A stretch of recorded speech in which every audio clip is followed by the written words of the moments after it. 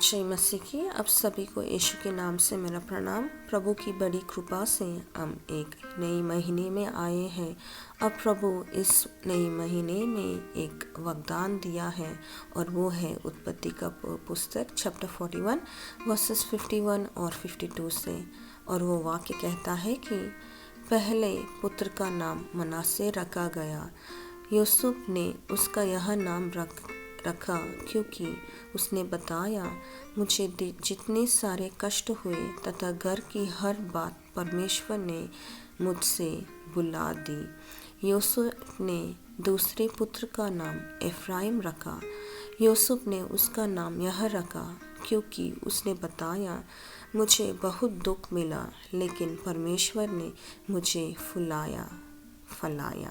आमीन।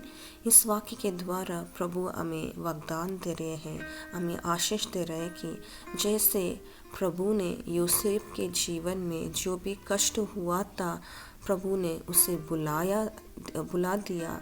और दूसरा था, जो भी दुख उसको मिला था, मगर प्रभु ने उसको फुलाया और फलाया।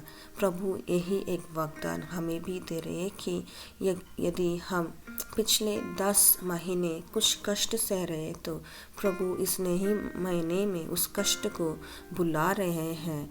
और दूसरा एक कार्य प्रभु वरदान दे रहे हैं कि जिस स्थल में हम गिरे हुए थे, जिस स्थल में हम रोते हुए थे, उसी स्थल में प्रभु हमें फुलाएंगे और फलाएंगे, हमें एक आशीष के रूप में रखेंगे।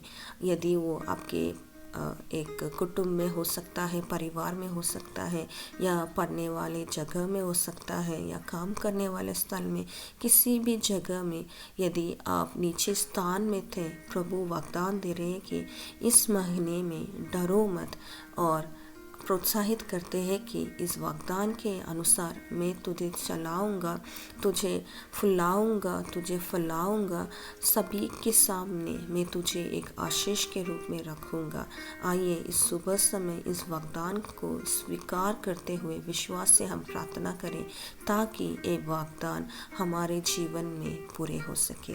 प्रभु परमेश्वर, इस नए दिन के लिए, इस नया एक महीने के लिए हम आपको धन्यवाद कहते हैं। प्रभु, आपने कहा कि जो भी आशीष आपने यूसुफ के जीवन में दिया है, उसी आशीष को इस सुबह समय हम पाने के लिए हमें आप सहायता कीजिए। प्रभु, आपने कहा है कि जो भी एक कार्य, दुख की कार्य हमारे जीवन में हम बीता है, इस महीने में आप उसे बुलाए जा रहे हैं प्रभु।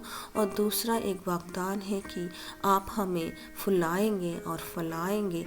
जो भी स्थान में हम गिरे पड़े हैं, उसी स्थल में आप हमें आशीष के रूप में बदलाव करने के लिए हम आपको धन्यवाद कहते हैं। प्रभु, इस वरदान को हम विश्वास से स्वीकार कर रहे हैं और जो भी मेरे साथ प्रार्थना कर रहे हैं, विश्वास के साथ इसे स्वीकार करने के लिए आप सहायता कीजिए ताकि उसके जीवन में भी इस महीना एक आशीष के रूप में हो सके। प्रभु, इस वरदान को देने के लिए हम आपको धन्यवाद कहते हुए आदर और महिमा सिर्फ आप ही को देते हैं, यीशु के नाम से आमीन। आमीन।